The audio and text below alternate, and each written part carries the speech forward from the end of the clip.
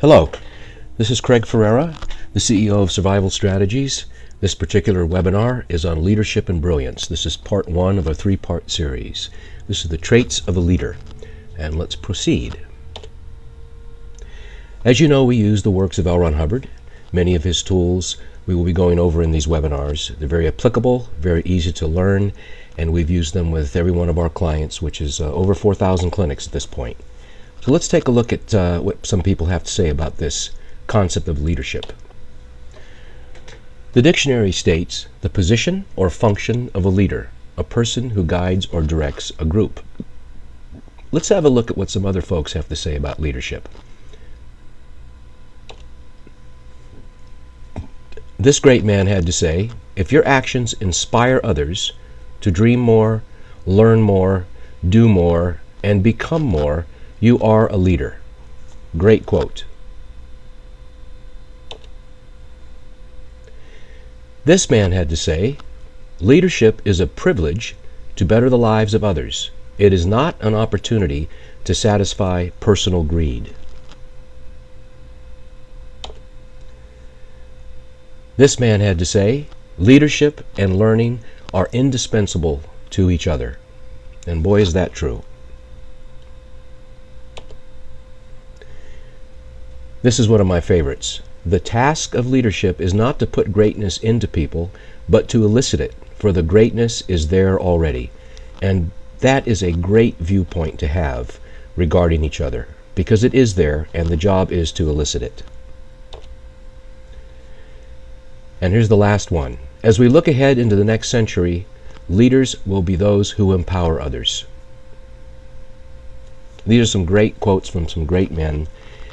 And we're now going to go into what kind of tool could you use to not only just improve your leadership skills if you're a manager, but just on your own job as well. So let's take a look at these. How do you improve your leadership? Let's take a look at some data and tools on leadership itself. The second triangle.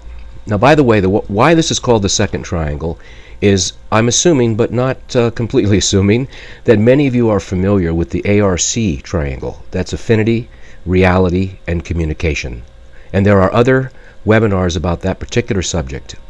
This is called the second triangle, basically meaning that the first triangle was the ARC triangle. And after he wrote all the materials on that one, he actually discovered and wrote this one up.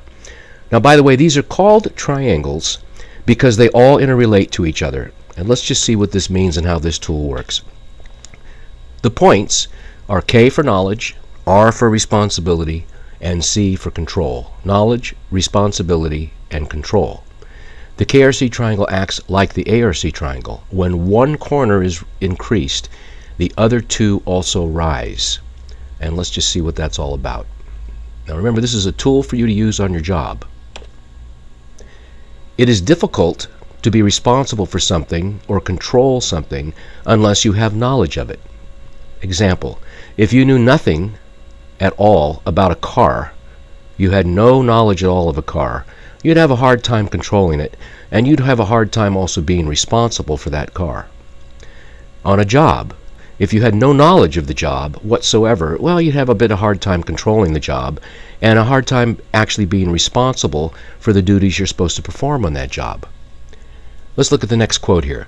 It is folly to try and control something or even know something without responsibility. Now, what does that mean? Well, let's take a look at that. If you wish to control something, which is basically manage it properly towards some certain end, and that's the idea that you're going for, and if you're not willing, which is basically what responsibility is, you're not willing to actually get in there and do it, in other words, you don't have any responsibility, you're not going to control it too well. I think you'd all agree with that. It is hard to fully know something or be responsible for something over which you have no control. Otherwise, the result can be an overwhelm.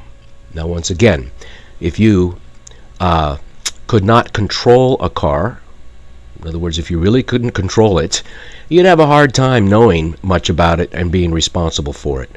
These three things interrelate is the point. And let's just keep seeing how this works. Let's see what we got here. Drill. Now, this is a drill to do. Write down an example of a work-related problem which was difficult to resolve. That's the first thing to do.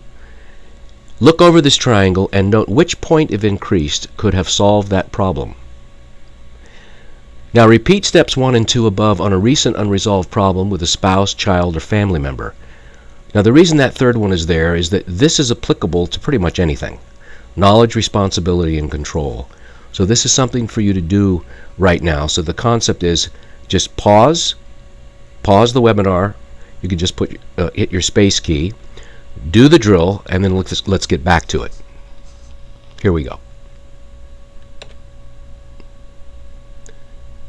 Welcome back. You can also use this triangle to increase or improve an ability. Here's the drill. Write down a real work example of something you could improve upon at your job. This might entail better organization, communication, meetings, etc. Look over this triangle and note which point, if increased, could help improve that particular work example. Now do that same drill for another thing you'd like to improve with a spouse, child, or family member. Now, how do you do this? Let's say that you're working the front desk and you have difficulty interacting with certain types of patients. Maybe the patients that don't cooperate, they're a little edgy, they bother you a bit, they don't comply. Well, okay, maybe there's something you may not know about how to interact with someone like that, how to actually build some respect and some confidence. A good thing to know if you're not getting the result that you wish to obtain is that you may not know something. That would be the first thing. And then you'd have to go and find, well, what knowledge could I obtain in order to better interact with that type of patient? Because I'm not controlling the patient too well. They're not really listening to me. I am trying to be responsible, but I just don't know enough about how to interact with that type of patient. That would be a complete example. Let's take another example of how this works. Let's say that you're trying to collect money from an insurance company, but you have no real idea of what they need and want. You don't have any knowledge of what they actually need and want from you in order for them to pay you.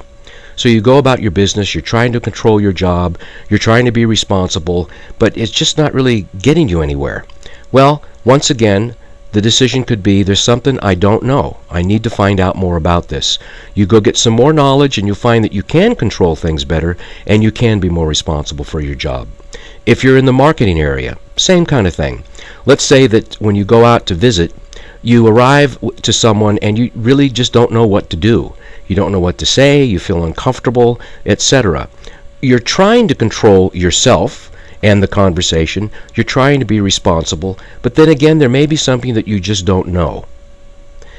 There you go. You got to go find something out more about it. Let's get the reverse. Let's say that you do know knowledge about practices and marketing and PR, but you just can't be responsible. You just don't have the personal willingness to get out the door and control yourself and go do the job.